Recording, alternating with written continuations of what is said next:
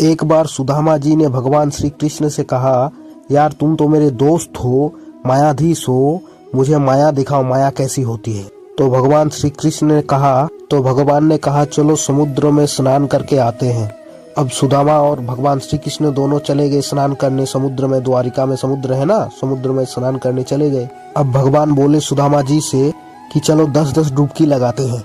तो सुदामा जी ने जैसे ही डुबकी लगाया और जैसे ही सुदामा जी ने डुबकी मारा, देखा कि मैं एक देश में पहुंच गया हूँ।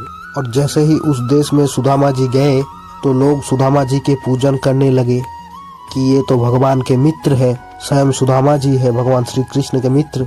और उस देश की राजा भी सुदामा की पूजन करने लगा। राजा ने कहा, अब तो हमारी बेटी ब्याह योग्य है, इनके साथ ब्याह कर देते हैं। सुदामा जी का जबरदस्ती राजकुमारी के साथ विवाह हो गया। 2-4 लड़के बच्चे भी हो गए। तो उस देश की प्रथा थी, जिस देश में सुदामा की विवाह हुआ, कि अगर पत्नी की मृत्यु हो जाती है, पति को जबरदस्ती जला दिया जाता था पत्नी के साथ। और उस राजकुमारी की मृत्यु हो जाती है और सुदामा जी को भी शव के साथ बांध दिया गया।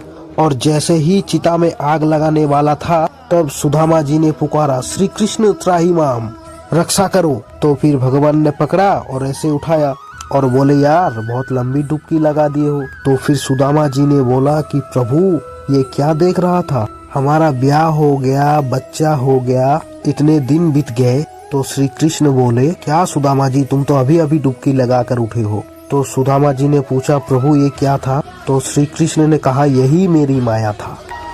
तो आप लोग भगवान श्री कृष्ण और सुदामा के लिए एक लाइक और एक कमेंट तो कर ही सकते हैं।